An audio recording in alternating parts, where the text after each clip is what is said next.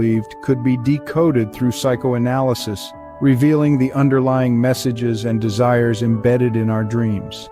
Another seminal idea from Freud's work is the concept of wish fulfillment. Freud argued that our dreams are essentially a form of wish fulfillment, providing a safe and symbolic platform for us to experience our unfulfilled desires.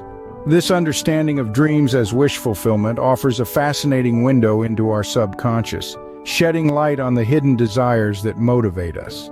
In conclusion, Freud's theories have transformed our understanding of the human mind. His ideas about the unconscious mind, symbolism in dreams, and wish fulfillment continue to challenge and inspire, shaping our perceptions of ourselves and the world around us. It's a complex and fascinating field, one that continues to spark debate and discussion among psychologists and dream enthusiasts alike. So, the next time you wake up from a peculiar dream, remember Freud's theories and consider what your subconscious might be trying to tell you. After all, every dream could be a key to understanding